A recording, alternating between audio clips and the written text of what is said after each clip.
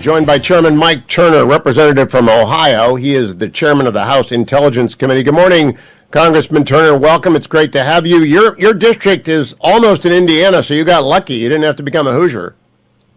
That's funny. Yeah, Q, I come from Dayton, Ohio, the great town that has Wright-Patterson Air Force Base in it. My uncle worked at Wright-Pat for 45 years. So you came from a great place, you represent a great place, but now you've got the House Intel Committee. This is one of the big ones. And so you just got back from Israel, Egypt, and Jordan. Can you give us some sense of what you learned from sitting down with President Sisi, King Abdullah II, and, of course, Prime Minister Netanyahu? Sure. Well, this is our effort to return the intelligence community back to national security. I know it sounds like an amazing thing that you'd have to do that, but after the Adam Schiff leadership, where the committee was turned down a partisan lane, we've tried to return ourselves back to, how do we protect our country and advance national security? We went to the Middle East because obviously as a committee we're focused a lot on China and Russia, but we really wanted to look to what is happening, what is the United States doing, what are the threats that we currently see there in Jordan, Israel, and Egypt. Universally, every person we spoke to, they're starving for American leadership. They're wondering where the president is, why the administration is not taking an active role in leadership and peace in the region.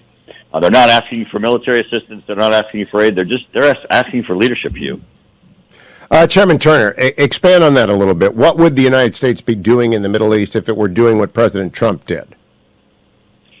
Well, having a position. Right now, all of these leaders, first off, in any conversation, mention the debacle, withdrawal from Afghanistan and what that meant as a message to the world about American leadership. Secondly, there are real issues that they're dealing with every day, and they just don't have anybody to call. They don't have anybody to talk to. They don't have anybody to support them, and the administration's not taking positions. They're just really leaving these nations, searching for leadership, which is why China is trying to make headway in the area. Whenever there's a vacuum, the United States loses, and authoritarian regimes try to step in. Now, Senator Cotton told me once that when he was senator under President Obama, he would go to the Middle East and the ruler that he would meet with would change the location so he could get away from the ambassador from Team Obama. He wanted to talk candidly with Americans in a position of influence. Did you run into any of that where, Chairman Turner, let's just talk candidly about what's going on here? We had plenty of opportunity for that. I don't think there was any sense they needed to get away from the people that they currently have that are in country, but they did get a sense that the people in country are isolated. That there was, unlike Obama, where perhaps he was from top down imposing a worldview that was contrary to the United States, where a view that we were the aggressor. In this instance, I think the Biden administration is just leaving their people isolated. One of your colleagues on the committee is Chairman Gallagher of the Select Committee, and he's on every week, and we give a lot of grief to each other. He didn't know anything about sports, but he's a pretty smart guy, and he's a Marine, so we got 3 syllables going. Tell me something about the talent on the Intel Committee, because I want people to understand, in the Senate, they're serious people. I believe that's the case now in the House with the exit of Adam Schiff.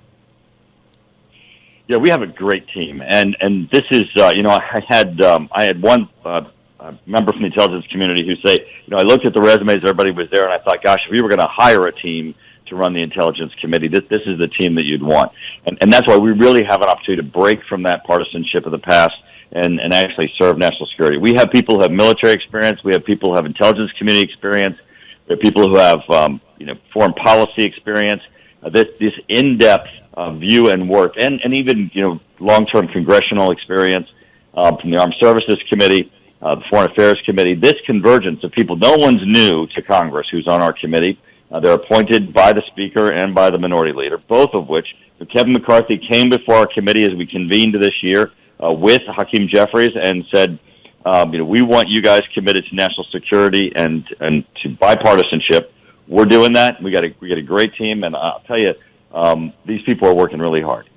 Now, Chairman Turner, I believe that the Chinese Communist Party is the iceberg threat. We see the tip of it. We talk about TikTok. We talk about the Confucius Institutes, but we have no idea what they are doing to penetrate the American society and influence our operations. Am I right, or is the media right to not pay much attention? No, this is our major threat.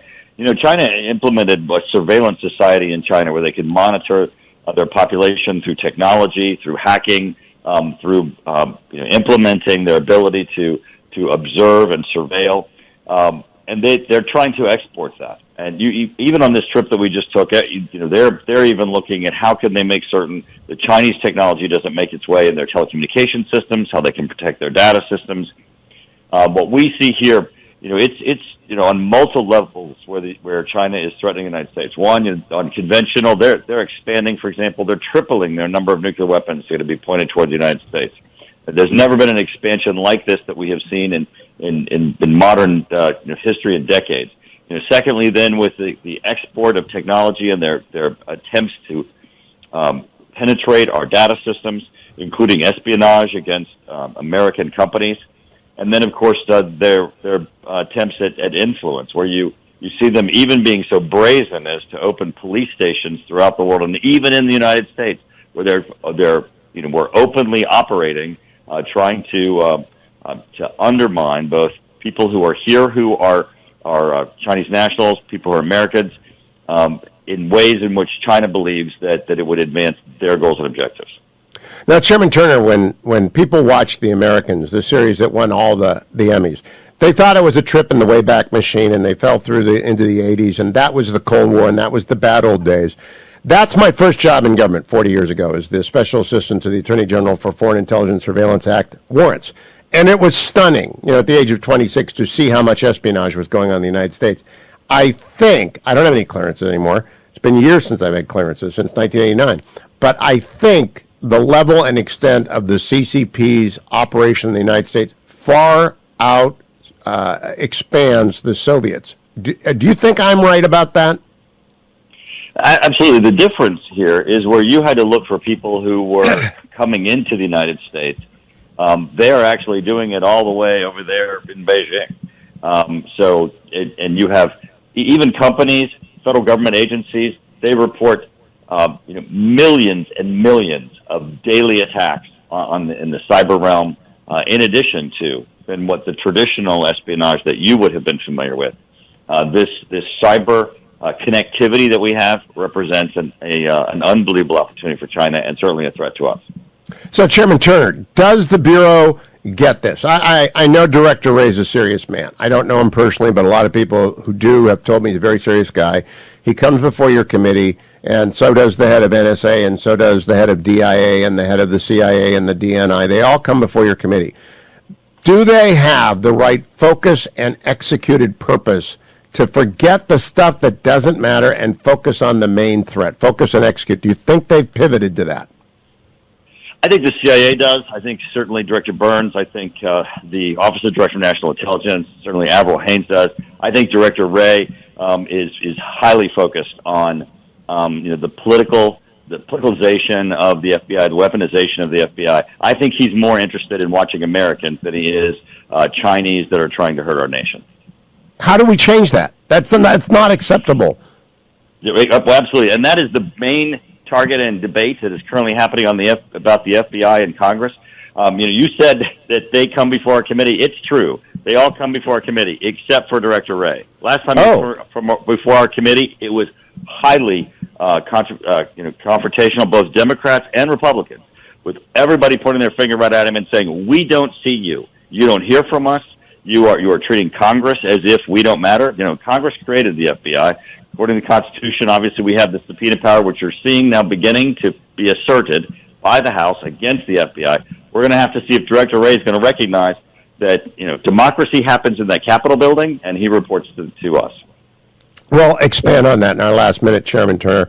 The FBI needs to focus on China. I mean, almost 90% on China, right? Am I right? They just that's our existential threat. It's a threat to our country, but as you were describing, it's a threat within our country, and that's what needs to be ferreted out. Because Director Wray has not spent time up on Capitol Hill, I think he spent too much time with politicos and is trying to satisfy those on the left who believe that Americans are the greatest threat to America. They're not.